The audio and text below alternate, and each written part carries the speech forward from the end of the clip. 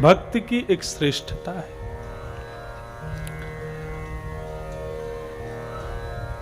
महात्म का दूसरा सर्ग यहां से प्रारंभ होता है। एक दो कथाओं में युक्त महात्म है। दूसरी कथा में आत्मदेव ब्राह्मण की कथा का प्रारंभ होता है।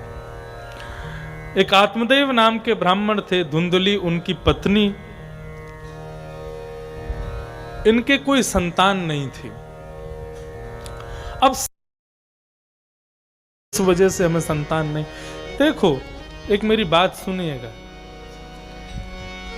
संसार में कोई वस्तु भगवान की कृपा से प्राप्त है तो उसको भगवान की कृपा समझो, लेकिन यदि कोई वस्तु प्राप्त नहीं है तो बहुत बड़ी कृपा समझो। कई बार वस्तु के अभाव में जीवन ज्यादा सुखी होता है, वस्तु की प्राप्ति के बाद उतना नहीं होता। यदि हमारे घर में पुत्र नहीं है, पुत्री नहीं है, हम इस बात के लिए किसको दोष दें? पुत्र को दोष दें कि अपनी बहू को दोष दें? किसको दोष दें? अगर पुत्र पुत्री आदि नहीं है, इसमें उनका क्या दोष या किसी का क्या दोष? बल्कि दोष नहीं, भगवान की कृपा है। भगवान ने किसी को यदि संतान नहीं दी, संतान सुख नहीं दिया, इसका तात्पर्य क्या है? ठाकुर जी स्वयं खुद को तुम्हारी संतान मानते हैं, इसलिए तुमको साधारण संतान नहीं दी। तुमको पुत्र इसलिए नहीं दिया क्योंकि ठाकुर जी स्वयं को तुम्हारा पुत्र मानते हैं, इसलिए तुमको पुत्र नहीं दिया। लेकिन हमको ठाकुर जी पुत्र रूप में स्वीकार नहीं, इसलिए तो रोते हैं हम, क्या हमको पुत्र चाहिए, पुत्री चाहिए, आदि आदि सब। वो साधारण किसी को बेचते नहीं।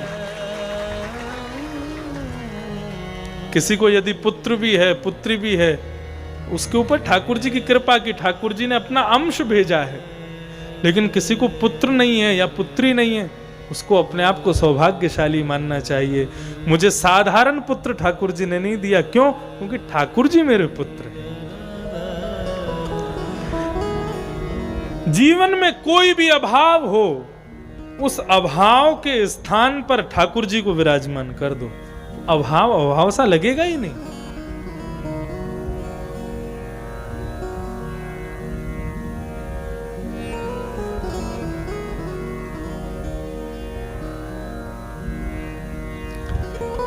श्री आत्मदेव जी के कोई पुत्र नहीं, उनके घर की गाय के भी कोई बालक नहीं, और तो और उनके आंगन में जो तुलसी वो भी सूखी। अब सब लोग आकर के दुनिया भर की बातें बोलते, बोले आपने ऐसा किया होगा इसलिए हो गया, ये क्या। इससे बड़े चिंतित हो गए, इतने चिंतित हो गए कि आत्महत्या करने के लिए वन में निकल गए। नदी किनारे बैठे थे, रुदन कर रहे थे, तभी एक ब्राह्मण, एक संत आए। संत ने आकर के कहा कि भैया क्या है, क्यों इतने दुखी बैठे हो, तुम्हारा नाम क्या है, तुम कौन हो? तब कहा कि महाराज मैं आत्मदेव हूं, मैं इस नगर का ब्राह्मण हूं, अपनी आत्महत्या करने के लिए वन में आया हूं। बोले क्यों आत्महत्या करने क्यों आए? बोले मुझे पुत्र नहीं है इसलिए। संत मुस्कुराने लगे, बोले बेटा पुत्र नहीं है तो भगवान को पुत्र मान लो, और मान लो क्या वही तुम्हारे पुत्र हैं इसलिए तुम्हें पुत्र नहीं। आत्मदेव कहने लगे मन की सांत्वना देने वाली बातें मत कीजिए आप। बिना संतान के जीवन कैसा होता है मुझसे पूछिए। मेरे घर में कोई कमी नहीं है, लेकिन उन सब धनों का उपभोग करने वाला बालक भी तो नहीं है। मेरे गाय की भी संतान नहीं, मेरे घर में तुलसी का पौधा भी सूखा पड़ा है। ऐसा जीवन कैसे जीऊं मैं? रुदन करने लगे। सत्य कहने लगे देखो बेटा तुमको सुन के अच्छा तो नहीं लगेगा, लेकिन इस जन्म क्या तुम्हारे ललाट देख के पता चलता है अगले 7 जन्मों तक तुम्हारे घर में संतान नहीं होगी। ये सुनकर के तो आत्मदेव अपने प्राणों का त्याग करने को आतुर होने लगे और कहा कि आपके सामने ही प्राण त्याग दूंगा। क्यों? क्योंकि आप संत होकर के भी मुझ पर कोई कृपा नहीं कर रहे हो। आपको ब्रह्म हत्या का दोष लगेगा यदि मैं आपके सामने मर गया तो। या तो मुझे पुत्र दीजिए, नहीं तो मैं अपने प्राणों का परित्याग कर दूंगा। संत हृदय नवनीत समाना। संत का हृदय पिघल गया, बोले क्या करें अब, ये इतना रो रहा है।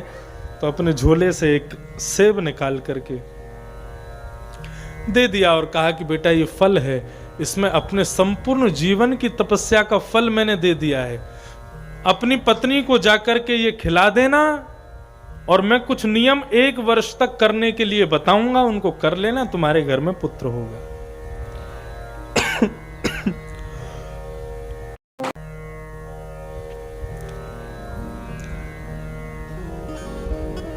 1 वर्ष तक ये नियम करने तुम्हारी पत्नी को। कौन से नियम?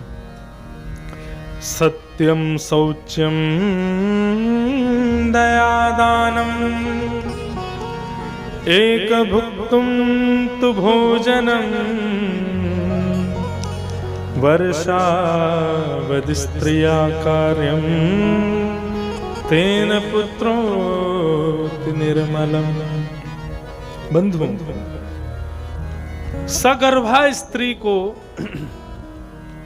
इन नियमों का पालन करना चाहिए, जितना हो सके करना चाहिए। अब नहीं हो तो भगवान जाने।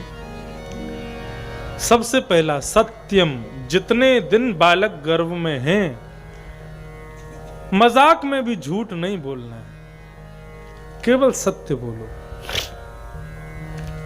9 महीने की तपस्या होती है मां की, जब उसके गर्भ में बालक होता है उसको वो अब कई घरों में माताएं होती हैं, हमारे घर में भी माताएं बहन सबको हम देखते हैं। तो आजकल क्या हो गया है कि जब बालक आने वाला होता है घर में, तो माताएं और थोड़ा कंफर्टेबल होने की कोशिश करती हैं और थोड़ा सहज हो जाएं, अपने मायके चले जाएं, माँ कुछ करना धरना नहीं पड़ेगा, सोएंगे उठेंगे। क्यों? वो भाई 9 महीने बालक है, ठीक है, उनकी तपस्या है, वो वास्तव में वो तप है आपका। और वो तप किस लिए किया जा रहा है? इस संसार को एक दिव्य सूर्य प्रदान करने के लिए 9 महीने आपको तप करना पड़ता है। यदि उसको भी बहुत सहजता से, सरलता से, आराम करते हुए माताएं निकालती हैं, तो फिर वो सूर्य नहीं होता। फिर कौन होता है? आप सब जानते हो आजकल के बालक कैसे हो गए।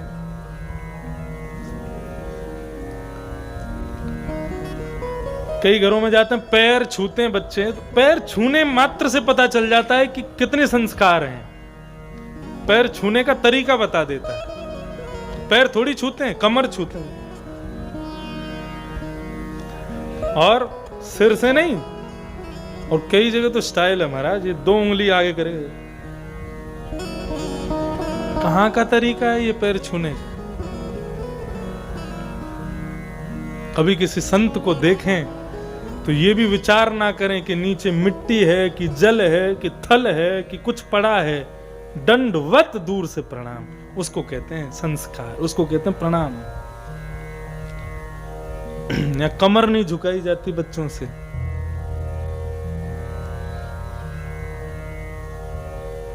इस भारत भूमि को ध्रुव जैसा, प्रहलाद जैसा नवीन सूर्य प्राप्त हो, उसके लिए मां को 9 महीने तप करना पड़ता है। कैसे करे?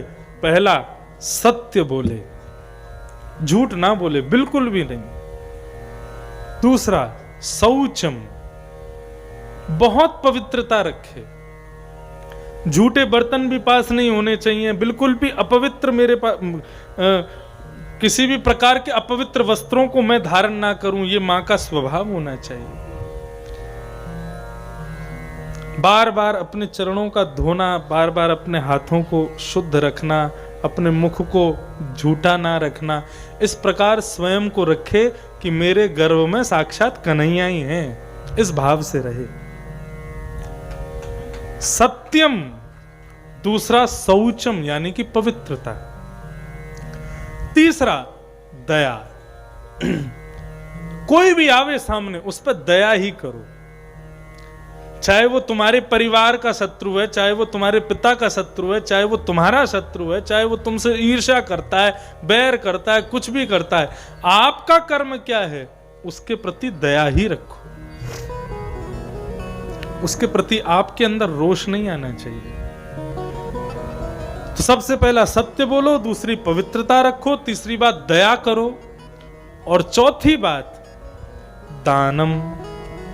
रोज प्रातःकाल उठ करके स्नान ध्यान करके नई साड़ी पहन करके बिल्कुल शुद्ध होकर के कुछ भी दान करो। रोज अन्न का दान करो, धन का दान करो, वस्त्र का दान करो, फल का दान करो, बर्तन का दान करो।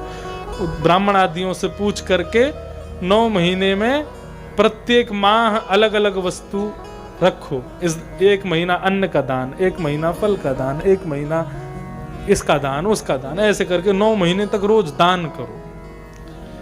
और फिर सबसे कठिन, एक भुक्तुम तु भोजनम, केवल एक समय भोजन करो। बाकी के समय फलाहार कर लो, बाकी के समय पौष्टिक वस्तु पाओ, लेकिन भोजन जिसको कहते हैं रोटी सब्जी दाल चावल आदि पूरा भर के थाली, ये केवल एक ही बार करो।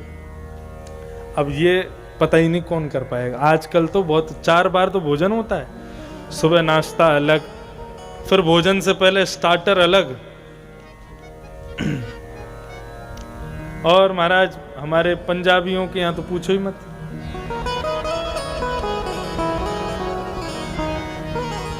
असी पंजाबी यहाँ दे अचार हैं, वहां आचार्य नहीं बोलते, अचार। तो बड़ा आनंद आता है, सब इस प्रकार भोजन पाते। तो अब भागवत का भी नियम है, व्रत करके भागवत सुननी चाहिए। और कोई व्रत नहीं कर सकता तो एक समय भोजन करो, भागवत सुनो। बोले वो भी नहीं हो तो बोले एक समय फलाहार करो, दूसरे एक समय भोजन करो, सुबह शाम का ऐसा नियम रखो। वो भी नहीं हो सके तो बोले 2 समय भोजन करो। वो भी नहीं हो पाए बोले 5 बार भोजन करो, लेकिन कथा सुनो। कथा में बैठे बैठे भी कुछ ना कुछ खाते रहो, लेकिन सुनो। तो लोग बड़े पूछते हैं महाराज। कल हमको हमारे सरदार जी पूरा मेन्यू बता रहे थे। बोले महाराज रोज दाल तड़का और ये पनीर रोज बनेगा। ठीक है, कलयुग में इतना भी बहुत है। कम से कम इसी प्रलोभन से ही सही कथा तो सुन लेंगे। शाम को पनीर टिक्का मिलेगा, बढ़िया दाल तड़का मिलेगी। क्या सांझा, क्या सांझा चूल्हा, आनंद है। तो माताओं के लिए क्या नियम बताया? बोले पहला सत्य बोलो, शौचम, दया, दानम, एक भुक्तुम तु भोजनम, एक समय भोजन करो। ये 5 नियम कोई अपना ले मां, और 9 महीने तक यदि इस प्रकार रहे तो वर्षावधि, वैसे तो यहां पर लिखा हुआ 1 वर्ष तक इस प्रकार के नियम पालन करे। इस 1 वर्ष क्यों लिख दिया? 9 महीने में तो बालक जन्म लेगा, और उसके बाद में तो फिर आपका ये नियम ही बन जाएगा, आप ऐसे ही रहने लगोगे। फिर तो वर्षा वर्ष यही नियम रहेगा। तो 9 महीने बाद 1 वर्ष बाद जब बालक का जन्म होगा तो वर्षावधि स्त्रिया कार्यम तेन पुत्रोति निर्मल। 1 वर्ष तक जो माताएं इन नियमों का पालन करती हैं उनका पुत्र अति निर्मल होता है, उनकी पुत्री अति निर्मल होती है। इस प्रकार संत ने कहा आत्मदेव को फल देके कि अपनी पत्नी को जाके कहना करेगी। अब उनकी पत्नी थी धुंधुली, आकर के फल दे दिया, देवी ऐसे ऐसे नियम करने हैं, 1 साल तक आपको ऐसे रहना है, फल खा लो, आपके घर से हमारे घर में सुंदर बालक जन्म लेगा। अब मुझे कोई चिंता नहीं है। संत ने अपने संपूर्ण जीवन का तप दे दिया। धुंधुली मन में सोचने लगी, फल खा लूंगी, गर्भवती हो जाऊंगी, तो फिर जो चाहूंगी खा ना सकूंगी, जहां चाहूंगी जा ना सकूंगी, जिससे चाहूंगी लड़ ना सकूंगी, कुछ भी नहीं कर पाऊंगी। मन में विचार करने लगी, अब तो मेरे को आदत हो गई है बिना बालक के रहने की, अब बालक के संग कैसे रहूंगी, मैं तो रह ही नहीं पाऊंगी। उसकी एक सहेली थी, उसके घर में रोज एक बालक जन्म लेता था, मतलब हर साल एक बालक का जन्म होता था। वो अभी अभी मिलकर के गई थी और कहने लगी कि अभी कुछ दिन का बालक है, 10वां बालक जन्म लेने वाला घर में।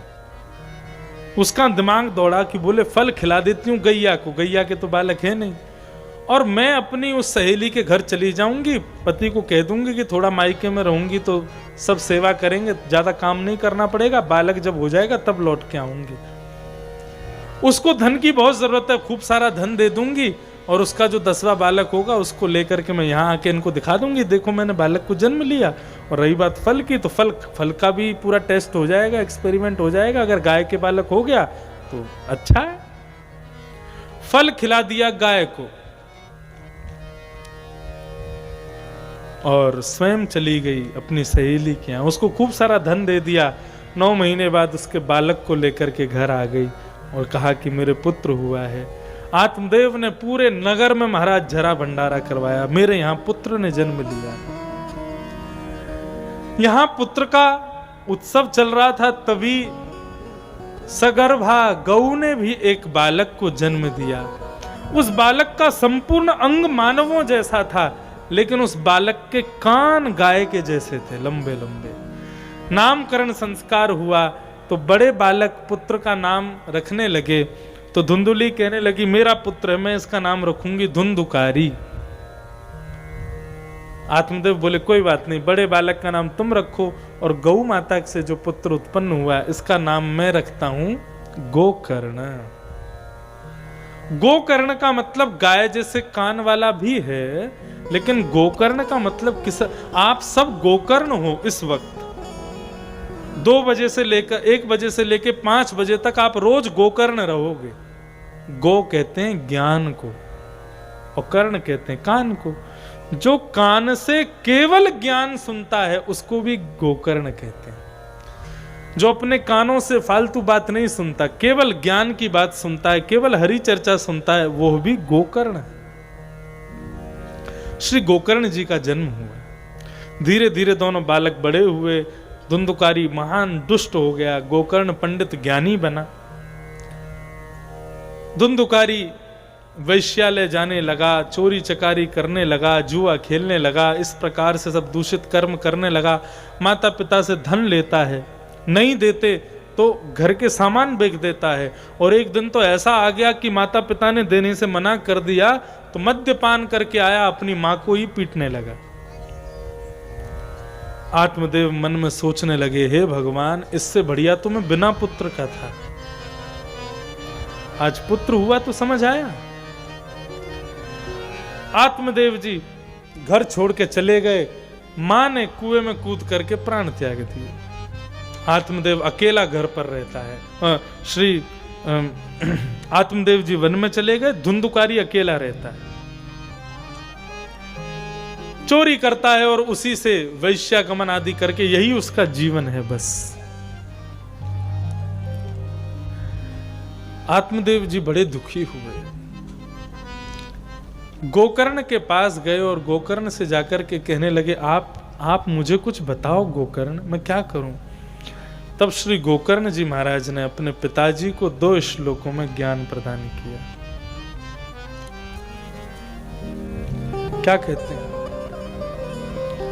देहे स्थिमां सरुधिरे भिमतिं त्यजत्वम्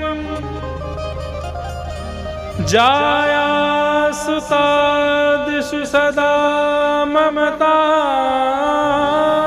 विमुञ्च पश्यानिशं जगदिदं